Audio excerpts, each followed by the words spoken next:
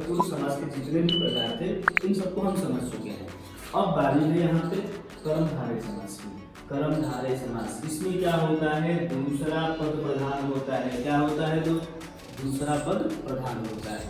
ठीक है, अब इसका ट्रिक क्या है, देखिए यहाँ पे ट्रिक देखिए, इसमें ट्रिक 1 जो है, पहला पद विशेषता बतलाता है। किसी भी वस्तु का, किसी भी व्यक्ति का क्या करता है, पहला पद विशेषता बतलाता है। ठीक है, और ट्रिक 2 क्या बोलता है, ट्रिक 2 बोलता है कि दूसरे पद से तुलना होती है। क्या होती है, दूसरे पद से तुलना समझते हैं आप, कंपेयर किया जाता है। ठीक है, किसी एक वस्तु का किसी दूसरी वस्तु से कंपेयर किया जाता है, तुलना किया जाता है। और तीसरा जो ट्रिक है वो पूछिएगा अपने आप से, कैसा है। ठीक है, क्या पूछेंगे, कैसा है। ठीक है, तो चलिए एग्जाम्पल की तरफ चलते हैं, क्योंकि इस तरह से ट्रिक देखने से समझ में नहीं आएगा। एग्जाम्पल देखते हैं। एग्जाम्पल क्या है, नील गगन। क्या है, नील गगन। अब चलिए यहाँ पे नील गगन देखते हैं। पहला ट्रिक क्या बोलता है, पहला पद बोला विशेषता बतलाता है। तो गगन कैसा है, नीला है। गगन की विशेषता क्या है भाई, नीला होना है, यानी कि गगन कैसा है, नीला है। ठीक है, ट्रिक 2 बात करते हैं, दूसरे पद से तुलना होती है। तुलना कीजिए, गगन कैसा है, तो नीला है। और तीसरा है कैसा है, गगन कैसा है, तो गगन नीला है। कैसा है, गगन नीला। ठीक है, कोई दिक्कत नहीं ना। तो चलिए इसी प्रकार है सूर्यमुखी। मुख कैसा है, तो सूर्य के समान है। किसके समान है, सूर्य के समान, यानी कि यहाँ पे भी विशेषता बतलाई जा रही है। या आप अपने मन से पूछ सकते हैं कि कैसा है, सूर्यमुखी कैसा है, तो सूर्य के समान है। किसके समान है, सूर्य के समान। उसी तरह एक और ट्रिक है यहाँ पे, दानवीर। क्या है, दानवीर। तो वीर कैसा है, तो वीर है दान करने वाला। अच्छा, आप लोगों को मालूम होगा ना कि दानवीर कर्ण था एक दानवीर कर्ण जो कि बहुत अधिक दान करता था। ठीक है, तो वो वीर कैसा था, तो वो वीर दानवीर था। कैसा था वो वीर, बिल्कुल दानवीर था। तो आप लोग समझ चुके हैं कर्मधारय समास। इसका एक ही ट्रिक आप ज्यादातर यूज कर सकते हैं, कैसा है। आप पूछेंगे तो आपको आसानी से ये चीजें पता चल जाएंगी। ठीक है, अब चलते हैं नंबर 4 की तरफ। नंबर 4 है द्विगु समास। द्विगु समास। ठीक है, तो द्विगु समास में देखिए संख्या वाले शब्द होते हैं। कौन से शब्द होते हैं, संख्या वाले, जिसमें सारे नंबर्स आते हैं। देखिए यहाँ पे एग्जाम्पल देखते हैं, नवरात्र।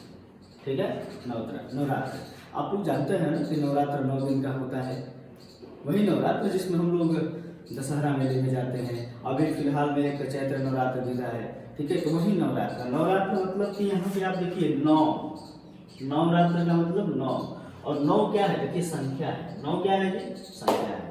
ठीक है, तो नवरात्र में 9 संख्या है। तो जितने भी संख्या वाले शब्द होते हैं वो सारे के सारे शब्द क्या होते हैं, द्विगु समास में होते हैं। किसमें होते हैं, द्विगु समास में। ठीक है, तो नवरात्र यानी कि 9 रातों का समूह। इसी प्रकार देखते हैं एक और एग्जाम्पल है, त्रिलोक। क्या है, त्रिलोक। ठीक है, वही त्रिलोकी भगवान विष्णु। ठीक है, तो जब त्रिलोक आता है तो यहाँ पे त्रिलोक क्या है, तीनों लोकों का समूह है। तीनों लोकों का समूह, यानी कि 3 क्या है भाई, संख्या है। तो संख्या वाले शब्द क्या होते हैं, द्विगु समास होते हैं। क्या होते हैं, द्विगु समास। ठीक है, अब बात करते हैं अगला जो है बहुव्रीहि समास। क्या है, बहुव्रीहि समास। यहाँ पे देखिए इसमें क्या होता है कि कोई पद प्रधान नहीं होता है, कोई पद नहीं। अभी मैंने बताया था कि यहाँ पे समास में 2 या 2 से अधिक पद के मेल से क्या होता है, एक नया शब्द बनता है। तो नया शब्द क्या होता है, समास कर जाता है। तो अब यहाँ पे देखिए बहुव्रीहि समास में कोई पद प्रधान नहीं है, दोनों में से कोई पद प्रधान नहीं है। देखिए इसमें कौन पद प्रधान है जी, तीसरा पद प्रधान है। कौन सा पद प्रधान है, तीसरा। यहाँ पे एक आप ट्रिक देखिए, 1 + 1 = 3। ठीक है, अब आप लोग सोचते होंगे सर का गणित कमजोर है, हो सकता है। देखते हैं कैसे 1 + 1 3 होता है। देखिए ये सस्पेंस क्रिएट कर रहा है ना सर कि 1 + 1 = 3।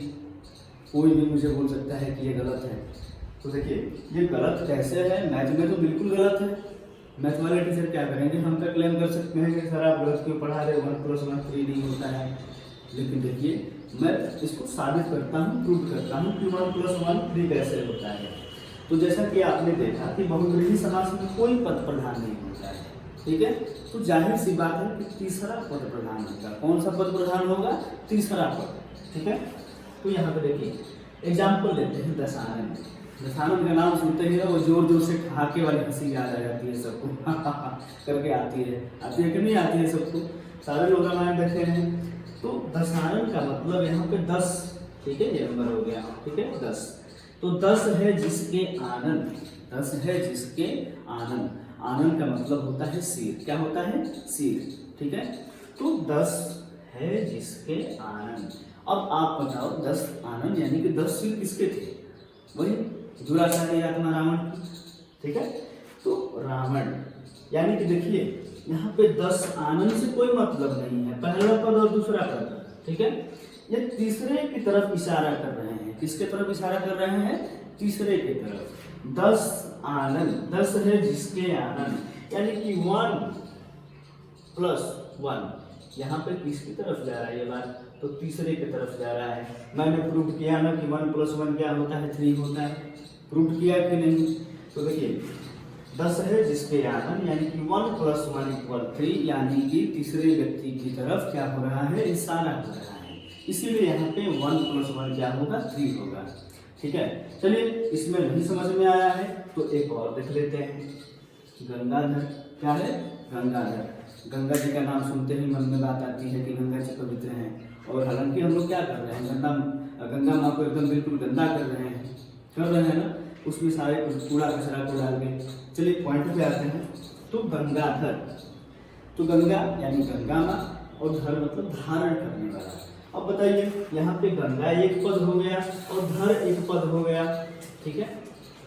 अब एक और एक 2 होना चाहिए ना, लेकिन ये देखिए तीसरे की तरफ इशारा कर रहा है। किसके तरफ? तीसरे की तरफ, ठीक है। तो गंगाधर यानी कि गंगा को धारण करने वाला। गंगा का कौन धारण किया है? वही भोले भंडारी, डमरू वाले, डम डम डम, ठीक है। तो भोले भंडारी यानी कि भगवान शिव वो गंगा को धारण किए हैं। तीसरे व्यक्ति ये हैं, ठीक है। तो ये भी प्रूव हुआ कि 1 + 1 क्या होता है? 3 होता है, ठीक है। तो गंगाधर यानी कि गंगा को धारण करने वाला कौन? अर्थात शिव, ठीक है। अब बात करते हैं द्वंद्व समास की। किसकी बात करते हैं? द्वंद्व समास की। इसमें क्या होता है? दोनों पद प्रधान होते हैं। मैंने अभी ऊपर बताया यहाँ पे कि द्विगु समास में संख्या वाले और बहुव्रीहि में कोई पद प्रधान नहीं होता है। लेकिन देखिए यहाँ पे दोनों पद प्रधान होते हैं। दोनों लोग बराबर, एकदम बराबर, ना कोई कम ना कोई ज्यादा, एकदम बराबर, ठीक है। तो देखिए यहाँ पे द्वंद्व समास में दोनों पद प्रधान होते हैं। और ट्रिक क्या है? द्वंद्व समास के जो भी शब्द हैं अगर आपके एग्जाम में पूछे जाएंगे तो आप कैसे बता पाएंगे? कैसे? एक झटके में बताना है कि बताओ कौन सा समास है। तो आप एक ट्रिक याद रख लीजिए। यहाँ पे ट्रिक है और तथा बराबर। तो जिन शब्दों के बीच में और तथा बराबर आए वो शब्द क्या होते हैं? द्वंद्व समास होते हैं। क्या होते हैं सर? द्वंद्व समास होते हैं, ठीक है। चलिए एग्जाम्पल देखते हैं। माता पिता डैश। तो माता पिता को आप थोड़ा सा अलग करके देखिए, ठीक है। और अलग करके बोलिए, एक्सपेंड करके बोलिए, ठीक है। बोलिए माता और पिता या माता तथा पिता, ठीक है। तो यहाँ पे देखिए माता और पिता दोनों पद प्रधान है। आपकी लाइफ में दोनों पद प्रधान है कि नहीं है? जिस प्रकार जन्मदाता माता है उसी तरह पालनकर्ता कौन है? पिता है। अर्थात ये दोनों बराबर हुए, ठीक है। तो बीच में क्या आएगा? माता और पिता, ठीक है। तो यहाँ पे और शब्द आया है। क्या आया है? और शब्द, ठीक है। तो और शब्द आएगा तो क्या होगा? द्वंद्व समास। क्या होगा? द्वंद्व समास होगा जिसके दोनों पद प्रधान होंगे। अगला एग्जाम्पल है रात दिन। क्या है? रात दिन, ठीक है। तो रात दिन, तो बोलिए रात दिन को दिन और रात, ठीक है, ऐसे बोल सकते हैं दिन और रात। तो इसमें क्या आया है? और शब्द आया है, ठीक है। तो और शब्द आया इसलिए ये क्या होगा? द्वंद्व समास होगा। देखिए मेरे दोस्त, मेरे प्यारे छात्रों, अभी मेरे पास कुछ अधिक संसाधन नहीं है। मैं कोशिश कर रहा हूँ कि आप लोगों को अच्छा नॉलेज दे सकूँ, ठीक है। और अपने टीचिंग का जो भी एक्सपीरियंस है आपके साथ शेयर कर सकूँ। और मैं चाहता हूँ कि आपका सपोर्ट मिले, ठीक है। जैसे आपका सपोर्ट मिलेगा मेरी हिम्मत भी आगे बढ़ेगी एकदम। तब मैं क्या करूँगा? आप लोगों के लिए और अधिक यूजफुल वीडियो लेके आऊँगा, ठीक है। तो मुझे आशा है कि आप लोग हमें सपोर्ट करेंगे और हमें पढ़ाने के लिए क्या करेंगे, प्रेरित करेंगे। तो आशा है कि आप लोगों को ये वीडियो पसंद आई होगी। ऐसे ही यूजफुल वीडियो देखने के लिए हमारे चैनल को लाइक करें, सब्सक्राइब करें और बेल आइकन को दबा दें, घंटा बटन दबा दें। ठीक है।